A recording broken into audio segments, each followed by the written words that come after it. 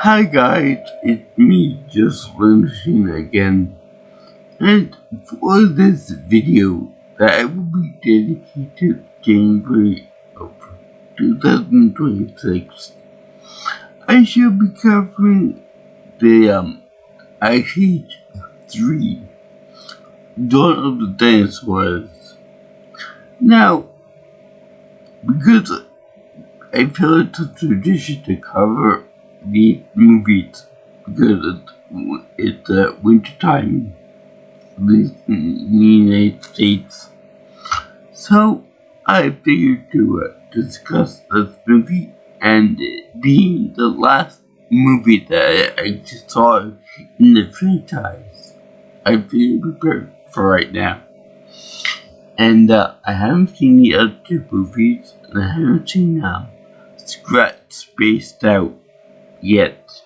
Although I am kind of interested. This movie is chock full of the dinosaur type of jokes and puns and references that you would come to expect from the movie franchise.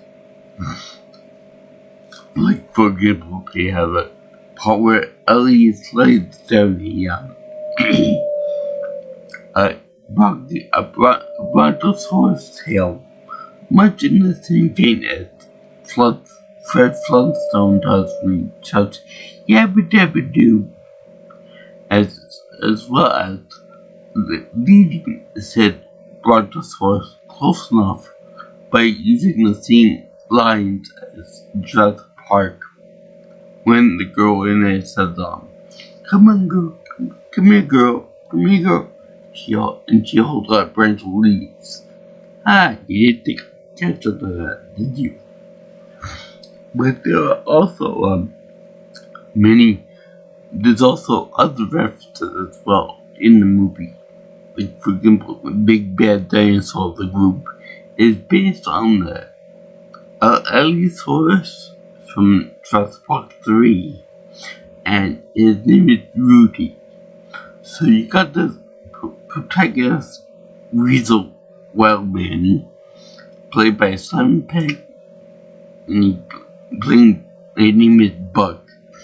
So they have to have a reference where the guy says Rudy, Rudy, Rudy, which I believe is a reference to a football movie a long time ago, but I could have sworn it's from a TV show too. Rudy, Rudy, Rudy. It's a kind of talk show host or something that said that. There's also a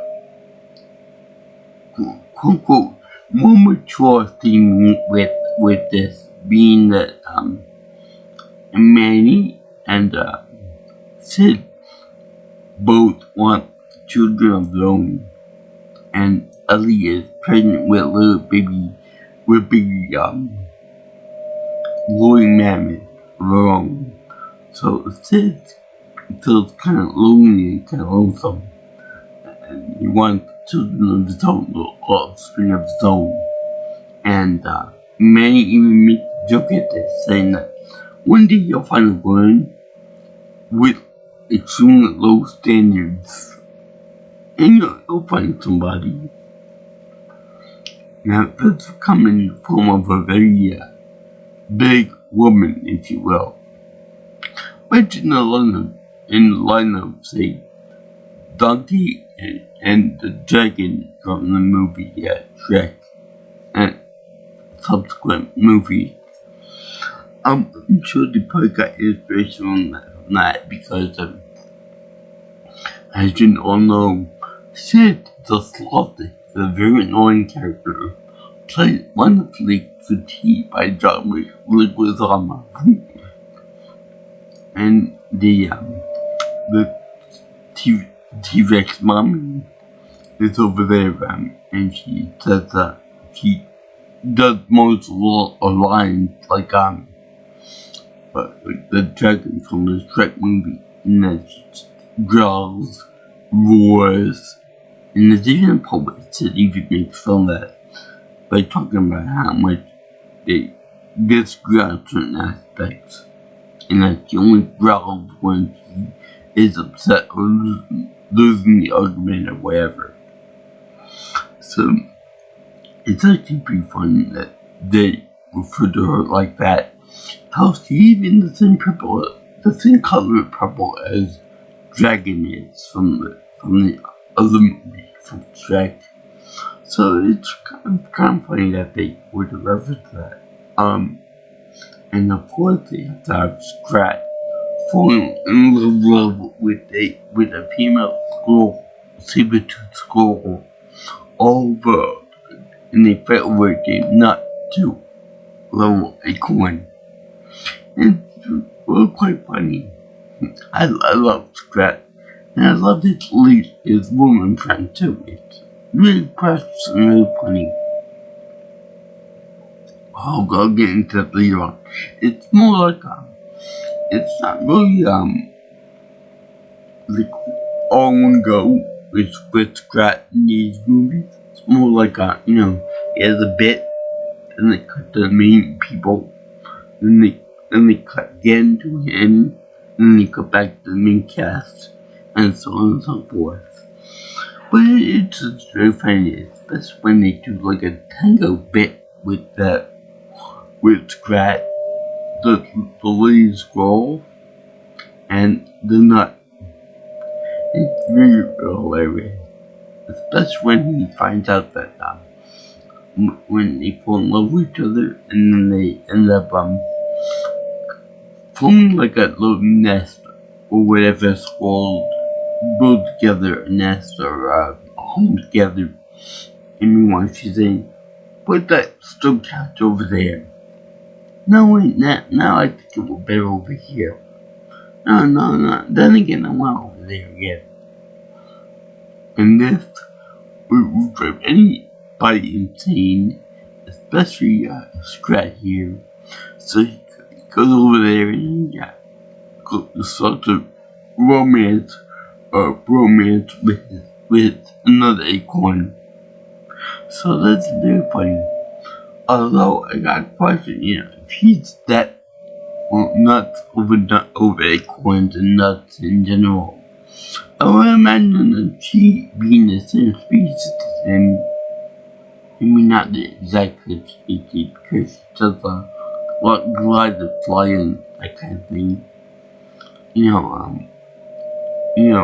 I would imagine they'd be similar enough species, let's put it that way, that they would both find interest in gathering acorns and nuts and all that other stuff. Diego also makes an appearance here, but the only thing is that he does normal stick of trying to hunt down a gazelle or an ancient gazelle, which looks a lot like a guy from the annoying guy from the open season movies. I can't think of the name offhand, but he's a really annoying antelope or gazelle or deer. So trying to hunt down that deer, but then he's getting a heart palpitation, and he's getting out of breath. Like his vision is going to touch that to trying to apply to blurring and stuff, like me. And he's starting to his age and all of that. So he wants to get out of Dodge, if you will. And but for some reason that doesn't go away. That shouldn't go away like that. It's not the job. They should have that be a constant issue for him. But I guess clearly animals and kitties and all that, they can't have anything really bad happen to them at the end of the movie. He's one of the main cast, one of the main 4 characters, or 6 in this case, plus Buck, which I believe he's only in this movie. Correct me if I'm wrong on that, but I think he's only in this movie. So anyway, they had him do that. But then, during the course of the movie, he's got to protect Ellie and the baby from raptors or other predators, then they get the game back. he even imitates the tiptoeing motion that the gazelle would have do in the first part. So anyway,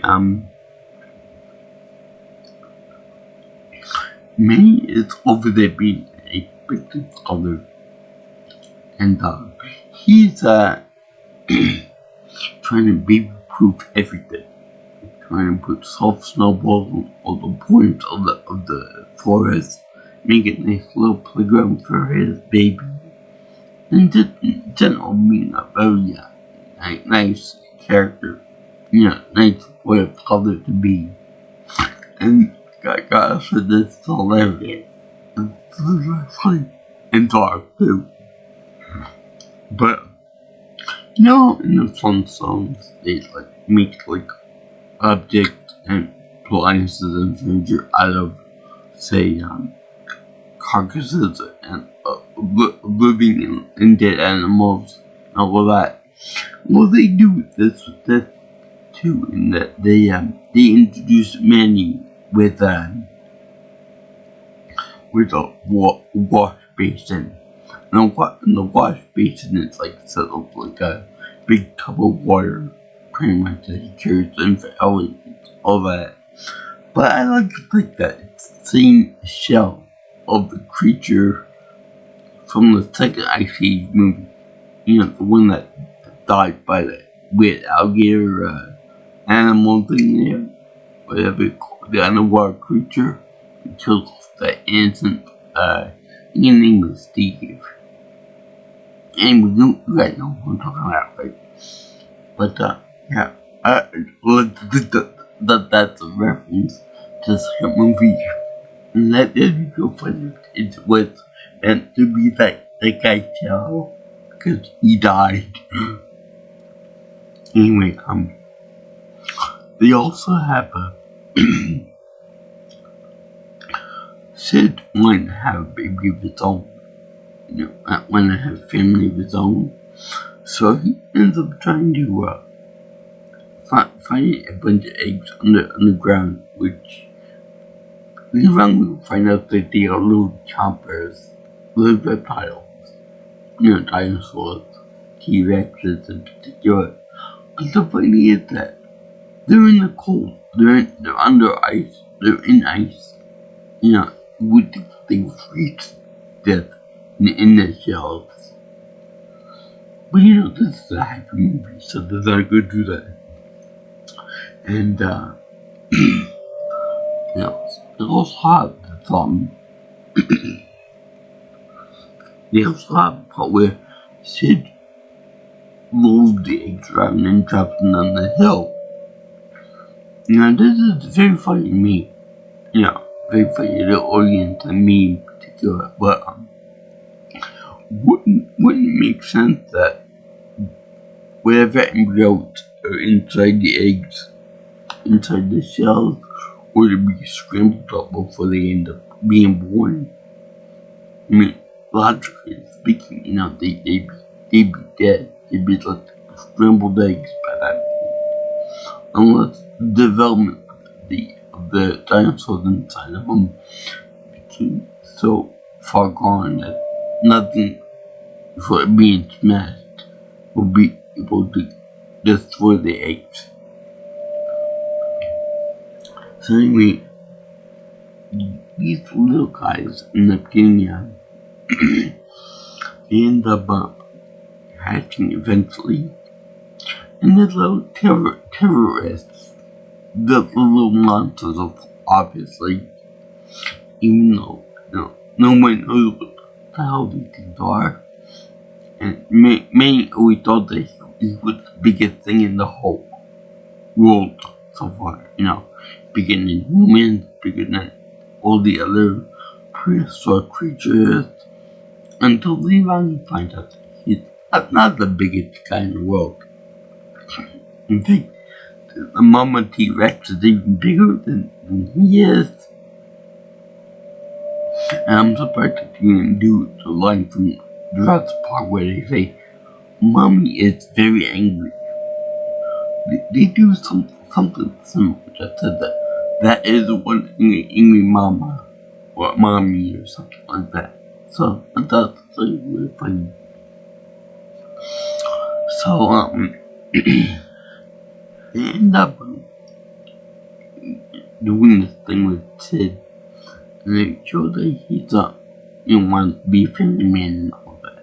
Even though they're not the same species as him, it's still he still reads them as its own attractor anyway.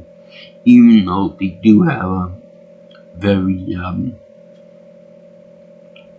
animalistic instincts, and of course the carnivores, so they got to eat meat.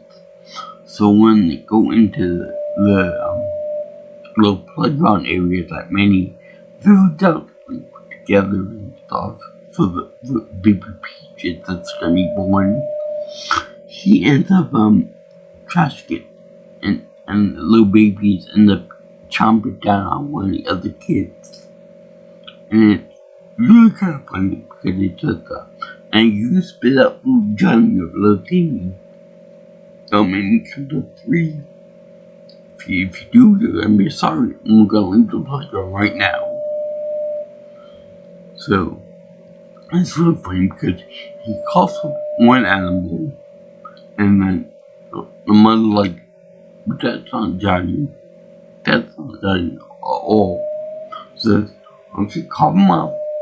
Call up little John, little Timmy, or whatever the name was. So that's really funny. And that when he runs away, he destroys Manny's little ice, as called mobile, which is actually really nice to do that he did that.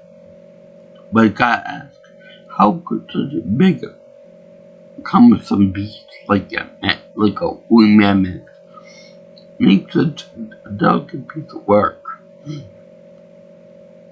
So anyway, he can hatch, and then the angry mommy comes back and she finds out that her eggs have been taken from her. Oh, now that I think of it, that is like kind of a little polite for for Jurassic Park 3, in which eggs are stolen from a nest of dinosaurs. So anyway, the mother comes by and she finds Sid with the others, with baby, and so she takes them away from him. But she takes him with them because, I don't know, for a reason, because I guess the baby defended Sid to life. So then she ends up taking him underground to like an area like you ever seen a movie or read the book During the Sun of the Earth with like dinosaurs and stuff? Yeah, it's like that. With giant creatures and giant planets. It's really funny that they have a Bulbasaur from hell.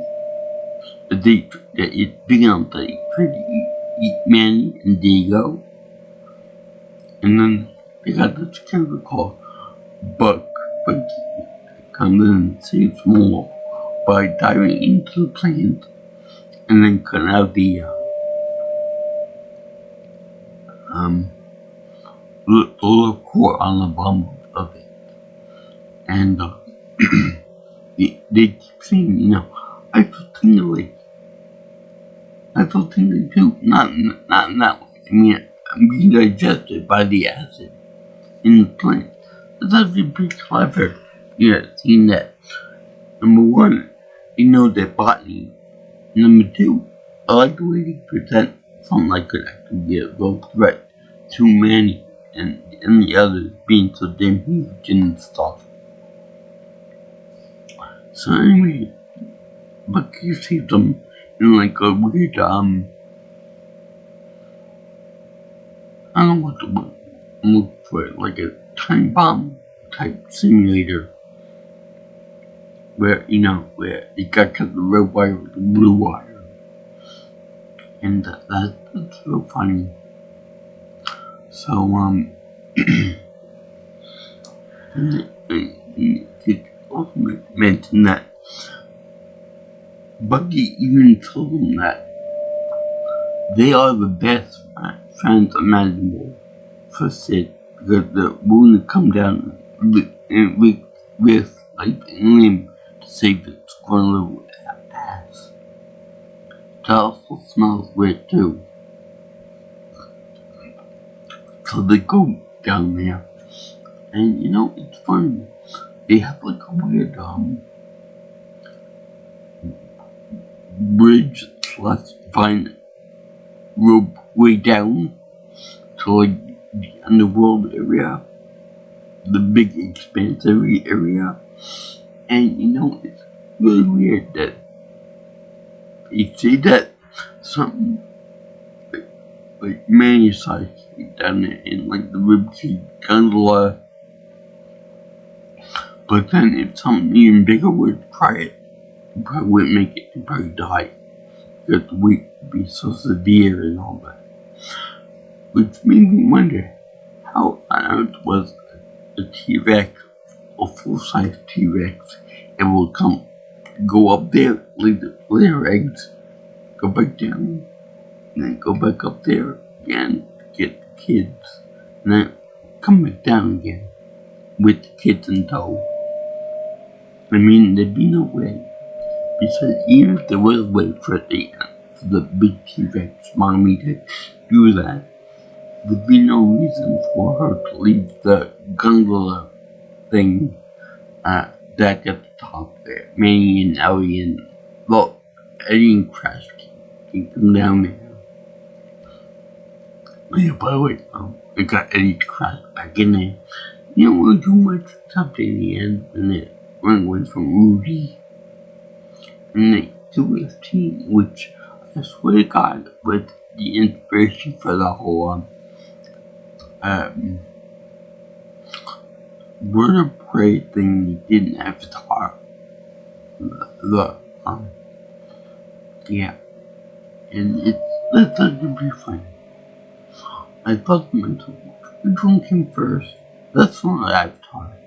I think this one came first. I'm pretty sure I want to say that movie came out in 2012, and this movie came out in 2009, I think. So whatever. So they had them come down with poison gas, and it wasn't real poison gas, it was helium gas. So whenever they speak, they have a very high voice that everyone will upset. I might use some where I talk in a human voice. Not. And you like to say that because it's not really poison, but you got a laughter. I did ask somebody about that. If you can really die of laughter. It turns out that yes, you can die of laughter, but it's gotta be really, really, really severe. To the point that you can't do anything but laugh. So that your body exhausts all the oxygen in it. As like the Joker Venom. Also, since it matters, helium is not green. But I guess they had to do it because of poison, greenness, and stuff. Meanwhile, Scrat and Lady Scrat are over there fight over the nut. And it's real funny because they do it with those little weird top hats. Which made me think that this is somewhere in like California somewhere. Unless they got other top hats around the world that I don't know about. So it's really kind of funny. So they also have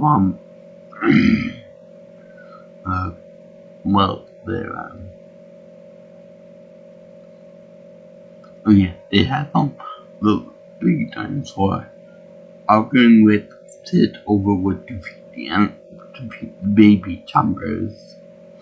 And it's so funny because he wants to be a vegetarian like himself.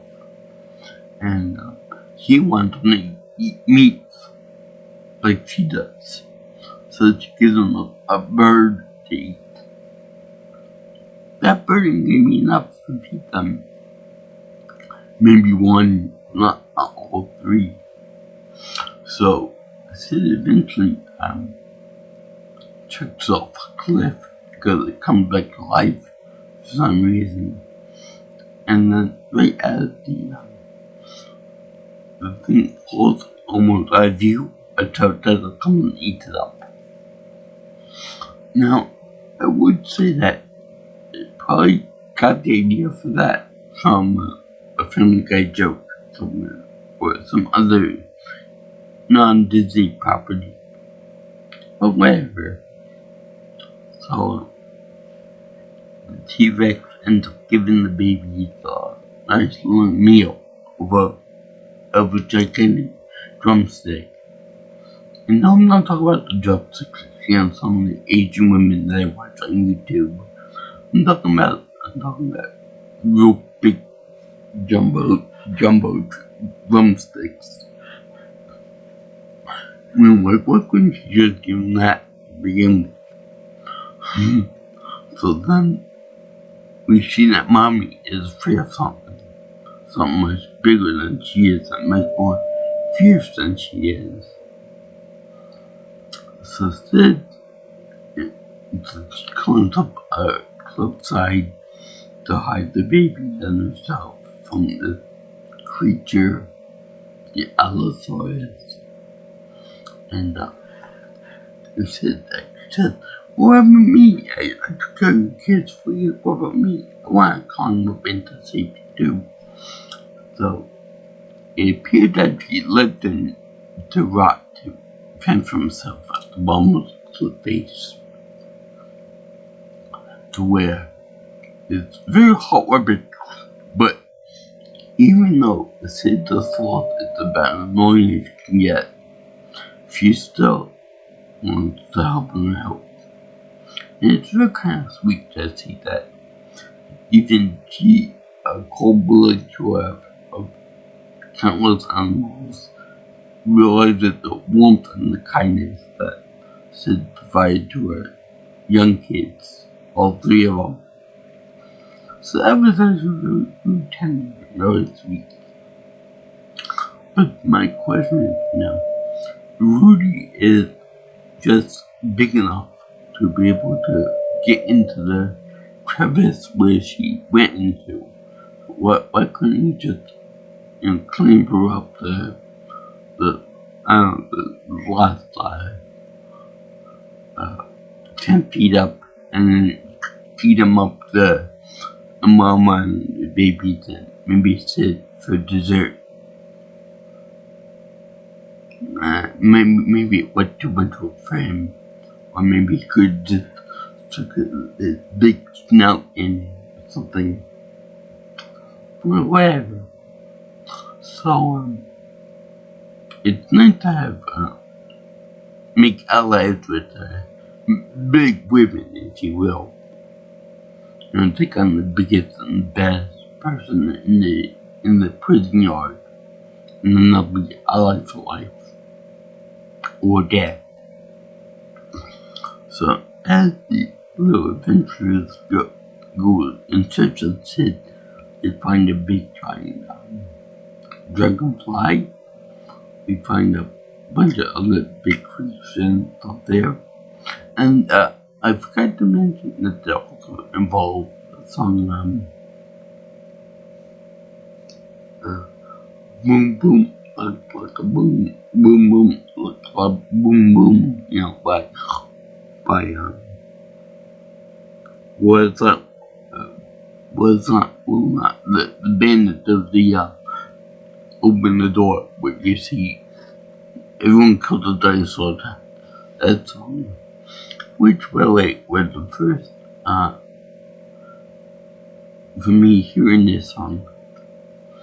That was actually pretty cool.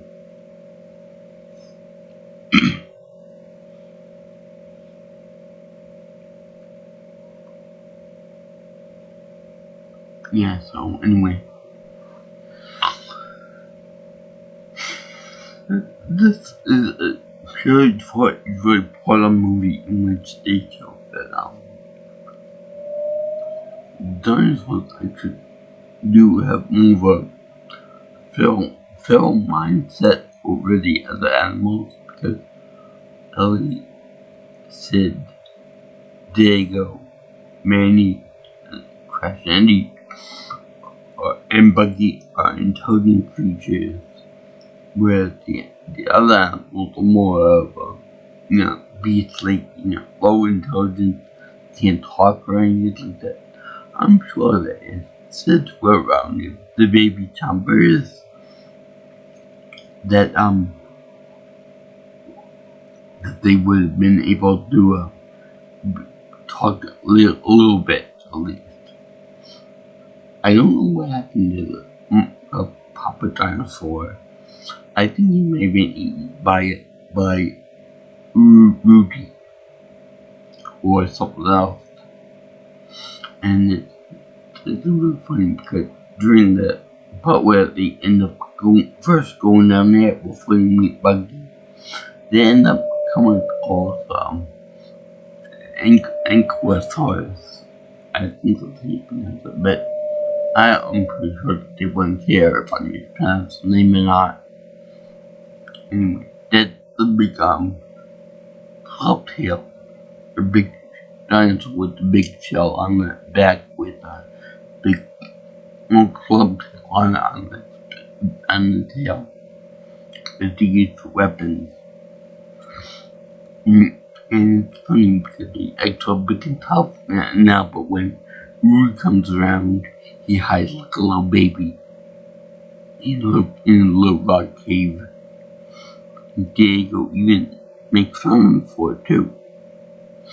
So they have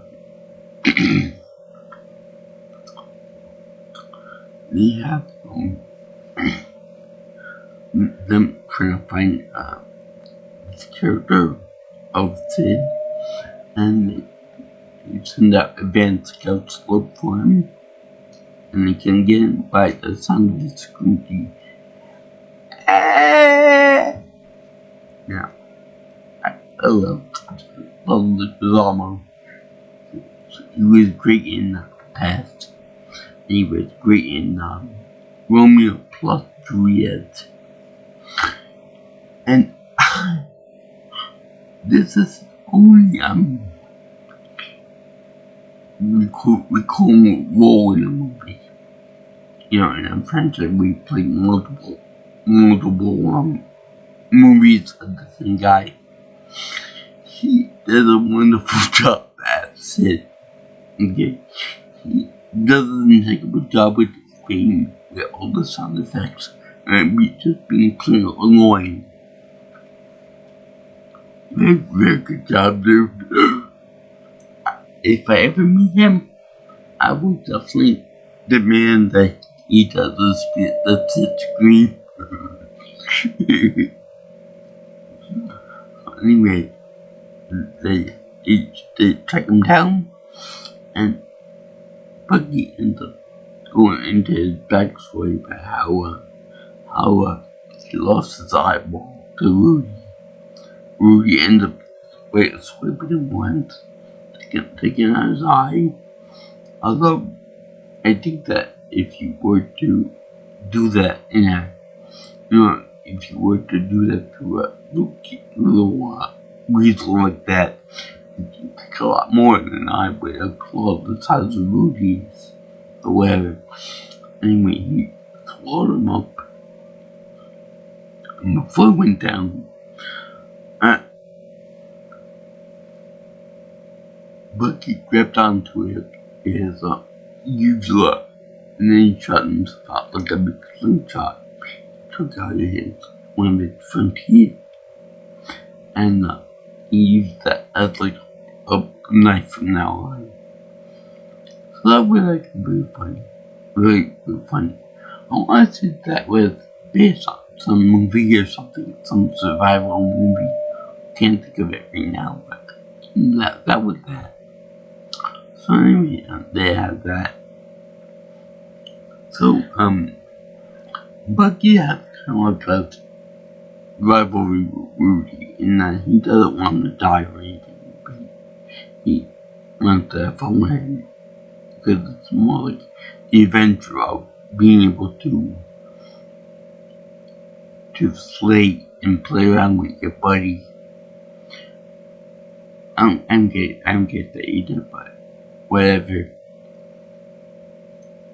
So while they're going to get to in the last stretch, they end up going across some weird rock plates. So in that time they do there's this weird thing where Ellie has to give birth right then and there. So Manny is a head attack on the drum floor of this plate thing. Reminding me a little bit of an early level for God of War. I ain't gonna lie. So anyway, Diego has to go rescue Ellie from the raptors that are coming in there. I like the way they portray the raptors as being like a feather type blend, like something from fossils of raptors with feathers on them, or rudimentary feathers. And that was actually really funny. Really cool. So, because Ellie is like incapacitated now, they have to dig out the kind of older, middle-aged tiger as being like that, I'm getting out of breath, I'm getting out of sheep, my eyes are starting to go on me, and that kind of thing. So I don't believe that they would have like an animal like that just snap in good health again, just to protect a friend. It might be temporary, but then once the temporariness is gone, they will be right back there square one. And it's real funny because she says you can hold my paw with your trunk if you feel pain of birth and stuff. So she ends up squeezing it to the point that she almost breaks his paw. Like the typical pregnant woman would, like, they would squeeze the guy's hand. I'm not surprised that she ain't going to any profanities when it happened. And it's very funny that the code word for I'm gonna get burnt now is peaches. So then she ends up going to other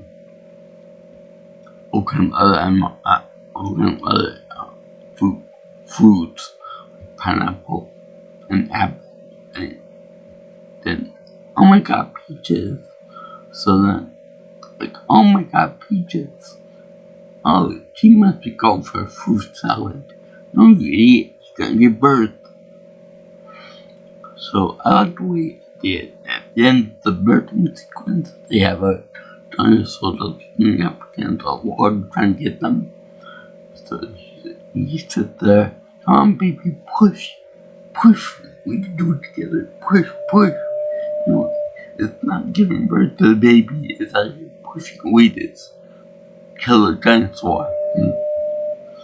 But they eventually push him off the edge, and she eventually gives birth to the baby Peaches, because she's round, fuzzy, and full of love, like a beach. I can't think of other names for peach. They could have went with any other fruit. They could have gone with pineapple, or they could have gone with kiwi, but they had to go for a peach. I want no further comment on that. But when they actually square up against Rudy, then first you think that shit and the others were able to subdue the big dinosaur along with Bucky too. But it turns out that they don't, and he ends up getting untied and comes out with them again. So it's actually really funny that they do that until everyone's all scared, crying, and all that. Until Big Mama T comes in, defends our man. So it's very funny and very touching that she ends up shoving him off the edge of the cliffside to his death. Now, this is very good for everyone because the main bad guy, like in Jurassic Park 3, he's the ultimate evil. And he was also defeated by a T-Rex, which I would think that they copied that idea from Jurassic Park 3, because the T-Rex helped defeat the Allosaurus in that one. So they also reused the idea from this movie and from the other movies to defeat the T-Rex, the Indominus Rex in Jurassic World. And they say that Hollywood is original at this point. So, the mama and baby say the typical goodbye to Uncle Sid. What Dave said, but whatever. And so, everyone's all sad. Bucky's saddened that the ultimate hero is gone. Rudy died. Or supposedly he died. He come back later on. But I'm gonna miss this place. It was a wild adventure that I really don't want to go back home to. I'm gonna miss it over here. And it's funny that he said that because he's unstable. Because he makes a phone call out of rock to get with the cell phone and all that. And it's very funny.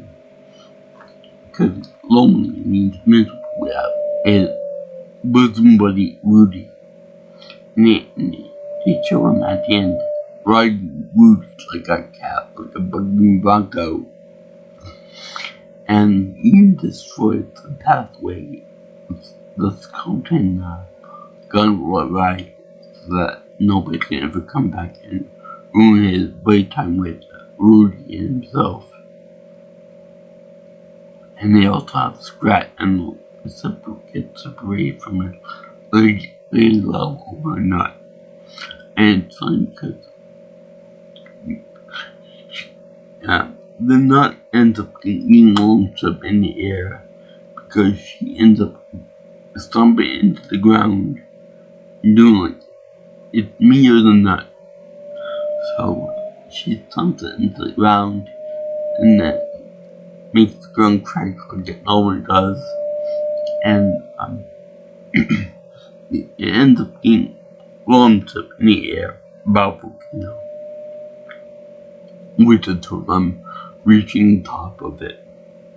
And he kicks her off a nut and makes her fall down to the ground. How she survives, I have no idea, but it's funny because when this rocket launches into the air back into the civilized society, it's really quite funny because it's like a multi-stage rock, like in NASA, when NASA launches a rocket NASA launches a rocket up, it's like multi-phase. So it also reminds me a little bit of the sort of journey to the center of the Earth, when the heroes of the story ride a giant geyser to the surface of the Earth. And That's like super funny, but what's more funny is that when Scrat is doing little victory dance over nearby the hole, and the ice ends up falling back on top of him to clog the hole up, and he loses his precious nut, and the nut ends up going to falling down back to her. So basically, Scrat loses the nut, and he loses the woman they love. So that's how the movie fun, and they do like a little a whole, like, like Pokey Pick or Buggy Brain do like that. And Warner Brothers, with the Warner Brothers logo. So that's actually really, really funny. With him screaming, like, no, I did all this for a nut, and I lost it, and I lost my lady love. With completely double horny ears. So anyway, if everything good again, the kid imprinted on the babies. It's all good. It's very fun. It is a very funny movie. Very good ride. I love the movie. I love the franchise. It's hilarious to me. Even though the physics are kind of broken on it, the CGI did improve from the last two movies. And the humor is funny too. I like Sid, like Diego, May, Ellie, Scrat, of course. Although with Scrat is not obsession, he's like a side character. Whereas with the others, they're most of the pack, family. Scrat doesn't do anybody in this movie.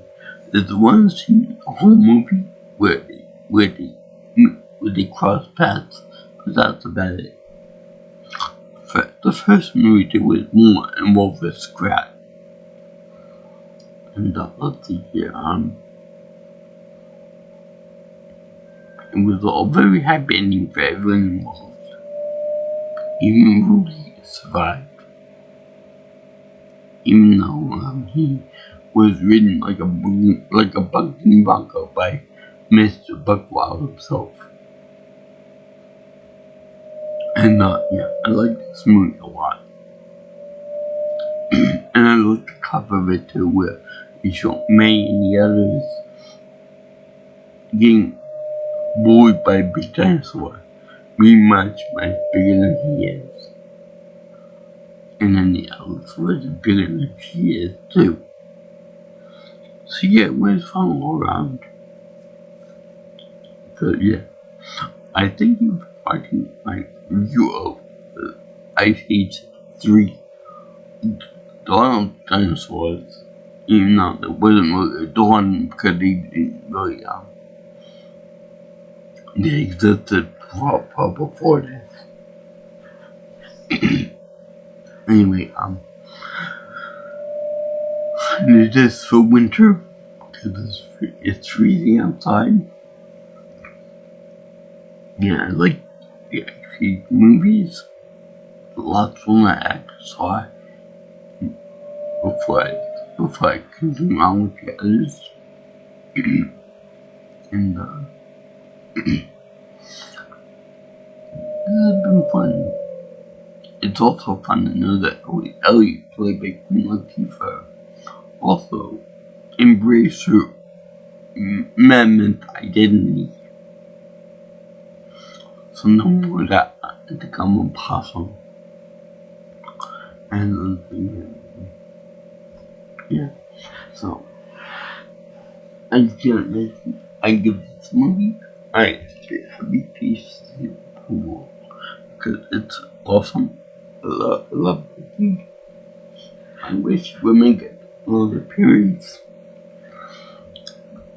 And if you like my videos and you want to see more of my stuff, please like, comment, share, and subscribe to my channel.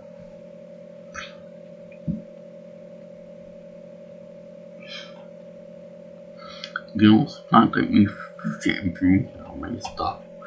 Call me or text me at 631-707-3707.